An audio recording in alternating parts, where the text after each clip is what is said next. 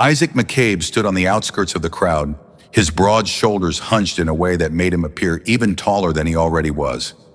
His dark eyes, hardened by years of solitude and the harsh realities of ranch life, surveyed the scene with a mix of disdain and desperation. The ranch was failing. He had no family left except for a ghost of a father who had once owned the land. Now it was just him and the cattle, and the endless cycle of work that seemed to suffocate any hope of joy. His calloused hands gripped the brim of his worn hat as he leaned against the railing, waiting. He wasn't proud to be here. Hell, he hated the idea, but the loneliness was unbearable, and the ranch needed someone to help with the daily tasks, someone who might bring a little warmth into his life. The auction was the only way left to find such a person. The auctioneer, a gruff man with a thick mustache, called the crowd to attention. His voice boomed across the open space, bouncing off the wooden walls of the nearby buildings. The first woman was brought forward, young, blonde, and frightened. She was no more than a girl, barely 16, with wide, terrified eyes. Isaac turned his gaze away, unable to watch her being sold like cattle. He wasn't here for this, but when the auctioneer called for the next woman, his eyes were drawn to her. Amelia Grace. She was led forward by the auctioneer, her shoulders straight despite the weight of the shame she must have felt. Her red hair, untamed and wild, caught the sunlight, glowing like embers in a dying fire. She was stunning, too beautiful for this, but her eyes, dark and filled with the haunted look of someone who had been broken by the world, told the real story. She wasn't here because she wanted to be. She wasn't here because she had a choice. Isaac's heart clenched as he watched her. She had the look of a woman who had run out of options, someone who had fought and fought only to find herself backed into a corner, a prisoner of her circumstances. He had seen it before in the eyes of men who had lost everything, the same hopelessness that burned inside of him. The auctioneer's voice cut through the air, announcing her price. Amelia Grace, young, strong, a fine worker for the right man. Who will start the bidding? Isaac didn't know what possessed him. Maybe it was the way Amelia's eyes seemed to seek out someone, anyone who might understand her pain. Maybe it was the quiet desperation he saw mirrored in her, or maybe it was simply the deep, unshakable loneliness that gripped his soul. But before he could stop himself, he raised his hand. $500, he said, his voice gruff, barely more than a rasp. It was a reckless sum. He didn't have that kind of money, but at that moment he wasn't thinking. He was acting on instinct, on something deep inside that told him that this was his only chance to bring some light into the darkness of his life. The auctioneer's eyes flickered with surprise. $500, he repeated, his voice rising. Do I hear 6?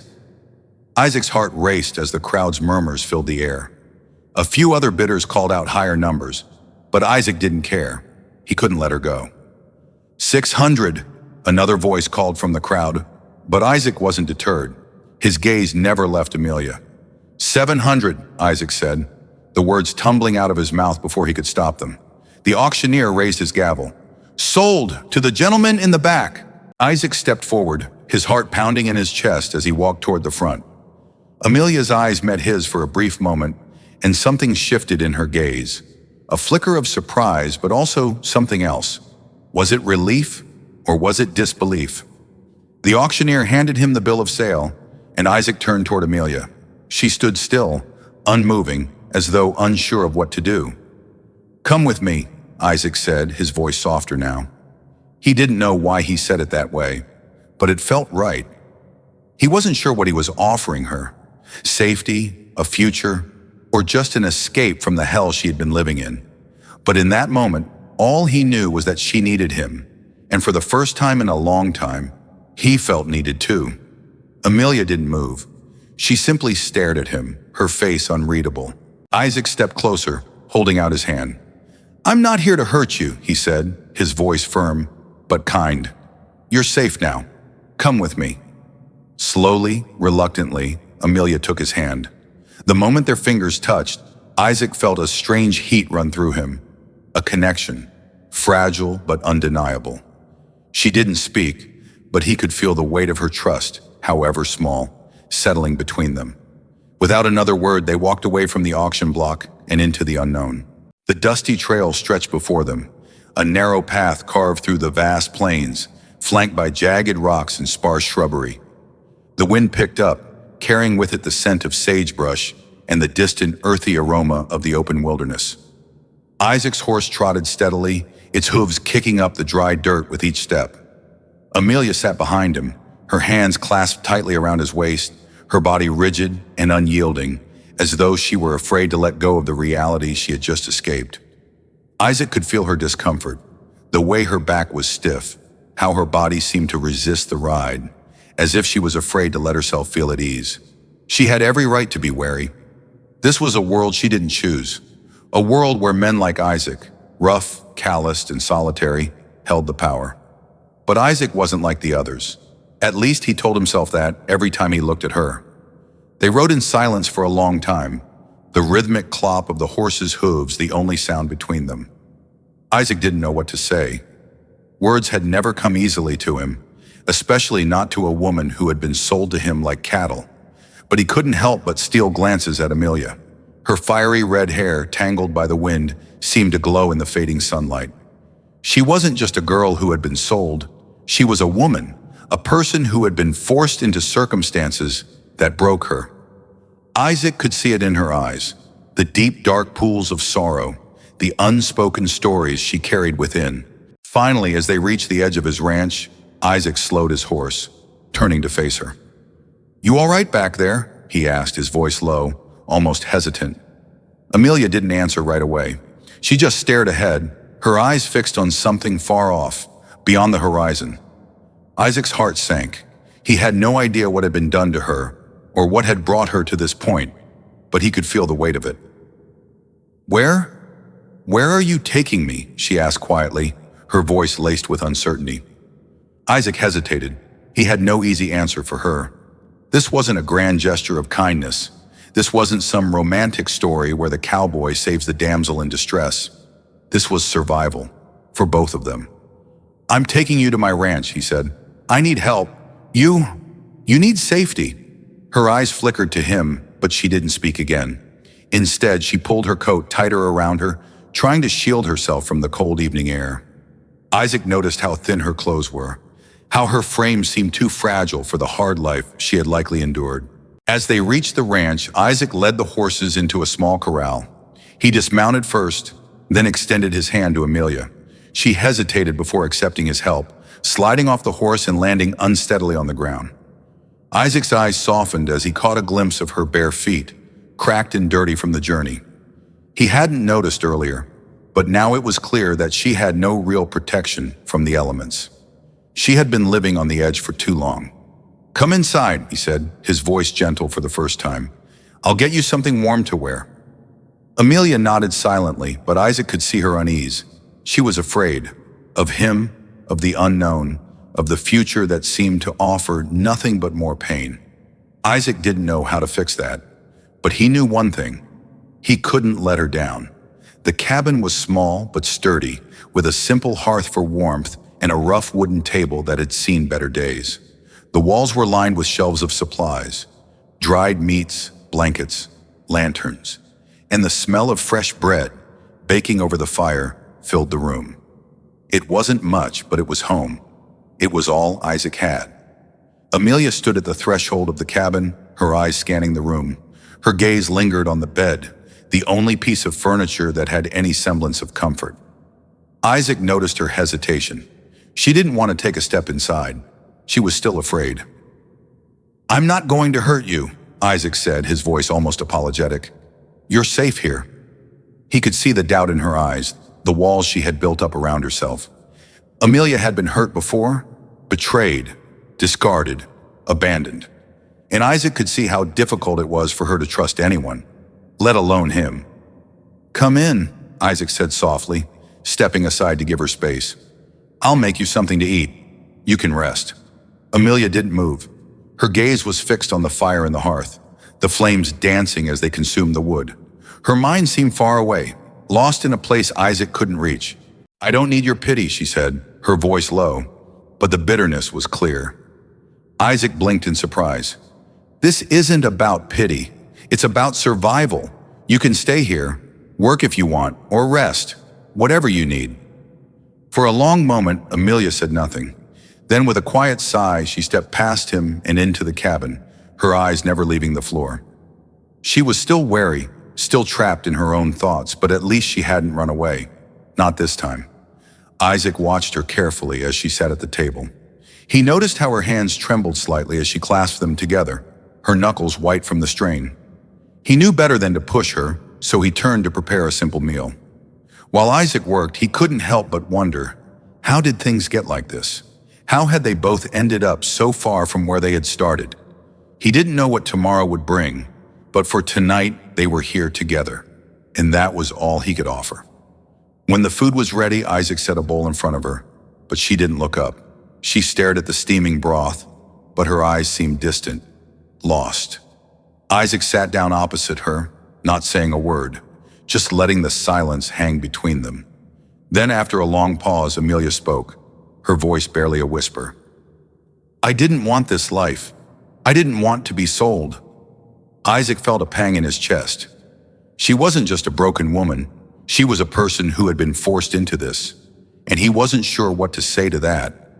What could he say? How could he fix the years of hurt and betrayal she had endured? "I know," Isaac said softly. "I never asked for this either." They sat there in silence, the only sound the crackling of the fire. Isaac wasn't sure what the future held for them, but for the first time in a long while, he didn't feel so alone. Maybe, just maybe, they could both find a way to survive this together. The days passed slowly at the ranch, the rhythm of life settling into a quiet routine. Isaac rose before dawn, tending to the cattle, fixing fences, and working the land that had been his inheritance, but felt more like a burden. Amelia, at first hesitant, gradually began to help around the ranch. Her days were filled with menial tasks, mending clothes, preparing meals, and tending to the small garden Isaac had started. But even as she worked, there was a part of her that never quite let go of the fear that had driven her here. She didn't trust easily, and Isaac knew that. They spoke very little. When they did, it was often brief and clipped, disjointed fragments of conversation that neither of them really tried to understand. But something subtle had shifted.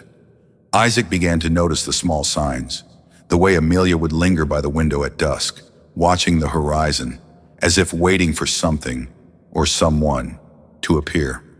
Sometimes when he walked into the room, she'd turn her head away quickly, as though she were hiding something. Isaac wondered if she was waiting for someone from her past to come and take her away. Maybe that's what she wanted, to return to the life she had been torn from. Isaac didn't blame her for it. She had a past, a history that didn't belong to him. And yet, he couldn't shake the feeling that she was slipping away, that she was still haunted by the memories of her old life, the life she had been forced to leave behind. Then one evening, everything changed. The storm had been brewing all day, a low rumble of thunder that grew louder as the sun began to set. The wind picked up, swirling the dry dirt into small clouds that stung the skin.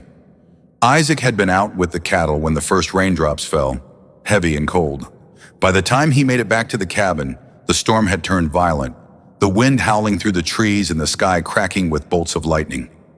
Isaac quickly secured the horses and rushed inside, the door slamming shut behind him. Amelia was standing by the window, her eyes wide with fear, watching the storm. She had a blanket wrapped around her shoulders, but she didn't seem to notice the chill in the air. Isaac could feel the tension in her body, the way she was holding herself, as though she was bracing for something. "It's just a storm," Isaac said, trying to reassure her, though he wasn't sure if the words were for her or for himself. He crossed the room and took a seat at the table, removing his boots and setting them down with a heavy thud. Amelia didn't respond. She just stared out the window, her eyes fixed on the chaos outside. Isaac watched her for a moment, his thoughts spinning. He had to admit that it was hard to see her like this, so distant, so lost in her own world. He stood up and walked over to her, his boots silent on the wooden floor. Without thinking, he reached out and touched her shoulder, gently pulling her attention away from the storm. "Amelia," he said, his voice softer than usual. "You're safe here. The storm will pass." She turned to him, her eyes flickering with something he couldn't quite place. For a long moment, she said nothing. Then finally she spoke. "I don't belong here," she whispered, her voice barely audible above the roar of the wind. "I don't belong anywhere." Isaac's heart clenched at her words.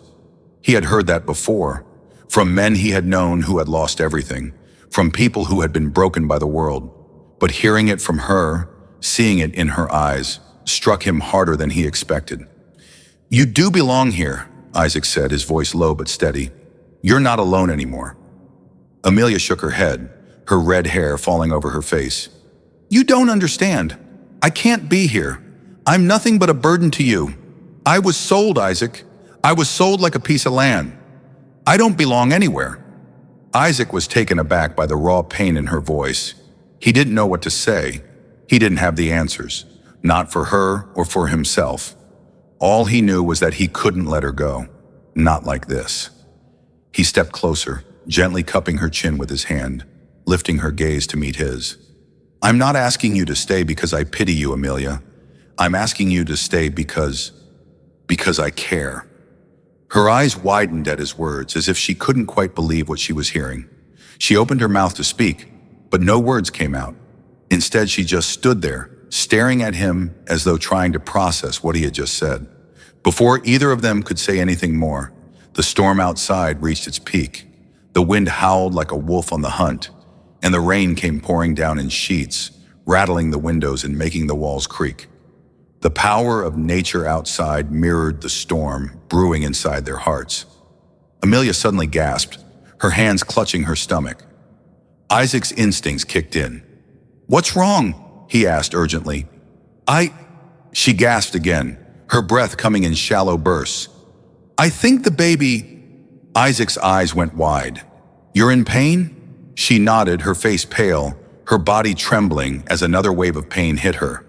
Without a second thought, Isaac grabbed her by the shoulders and helped her to the bed, his heart racing with fear.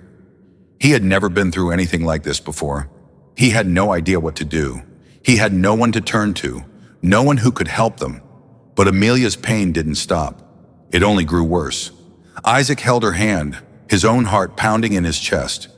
He wasn't sure how long it had been. Time seemed to stretch, each minute dragging on, each second an eternity. He felt helpless, desperate, but he didn't leave her side. Finally, after what felt like hours, Amelia's breathing steadied, and the pain began to subside.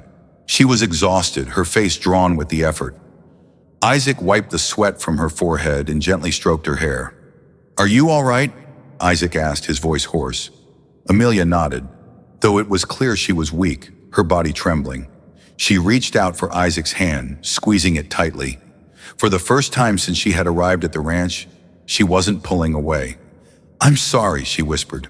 "I'm sorry for everything." Isaac shook his head. "You don't have to apologize. You're not alone here. Not anymore." Amelia's eyes searched his face, and for the first time she allowed herself to believe it. She wasn't alone, not tonight. The storm outside raged on, but inside the cabin, there was a sense of calm, a fragile, tentative bond between two souls who had both been broken by the world. Together, they were learning to survive, one day at a time. The days that followed the storm felt like a different world. The air was crisp and clear, the ranch bathed in sunlight as the clouds from the previous night's storm cleared away, leaving only the scent of wet earth and fresh grass. Amelia had recovered from her pain, but she was quieter now, more introspective. Her distance had started to fade, but there was still a part of her that kept things locked away, hidden behind the fortress she had built around her heart. Isaac couldn't blame her for that. After all, she had been through hell. Isaac tried to keep busy, working on repairs around the ranch, taking care of the livestock, and trying to make sure everything was in order. But his mind was always on Amelia. He had started to notice the small, subtle changes in her, how she now helped with the horses without hesitation, how she no longer flinched when he spoke to her, how she smiled softly when she saw him. It wasn't much, but it was something. For the first time since she had arrived, Isaac felt a glimmer of hope, but that hope was about to be shattered.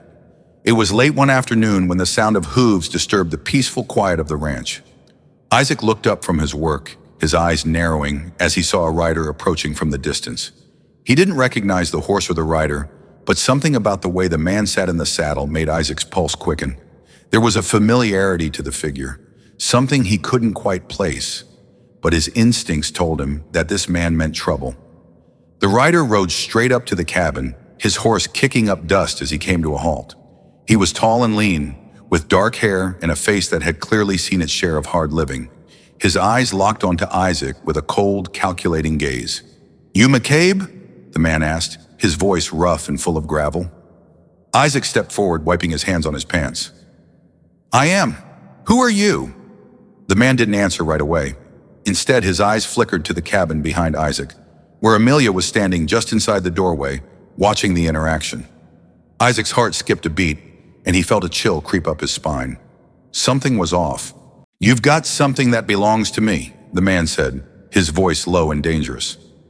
Isaac's brows furrowed. "I don't know what you're talking about." The man smirked, but it was a cold, humorless expression. "You've got a runaway bride, McCabe, and she's not yours to keep." Amelia's breath caught in her throat, and she stepped out of the cabin, her face pale. Her hand instinctively went to her stomach as if to shield herself from the world, from the man approaching them. Isaac's eyes widened when he realized who the rider was. "You!" Amelia whispered, her voice trembling. "What are you doing here?" The man dismounted, his boots hitting the ground with a solid thud. He ignored Isaac and walked straight toward Amelia, his eyes filled with anger. "I came to take what's mine," he growled. "You think you can just run off and leave me like that? You think I'd let you get away with it?" Isaac's blood boiled at the way the man spoke to her, the disdain in his voice, but he didn't move. He had to keep his cool, for both of their sakes. "Who are you?" Isaac asked, stepping forward to stand between the man and Amelia. The man sneered. "I'm her fiancé, her real fiancé. Name's Caleb. I've been looking for her for months, and now I'm here to bring her back where she belongs." Amelia's face went white as a sheet, her lips trembling. "No, I don't belong to you, Caleb. I never did." Isaac could see the fear in her eyes, but there was something else too. Something defiant. Something that made Isaac's heart ache. She was finally standing up for herself, finally asserting control over her life. "You can't have her," Isaac said, his voice steady but filled with the weight of the promise he was making. "She's not yours to take." Caleb's eyes flickered with rage. "You don't get to decide that, McCabe. She's mine. You've kept her here like some kind of prisoner, and I'm not leaving without her." Isaac stood his ground. "She's free to stay if she wants to."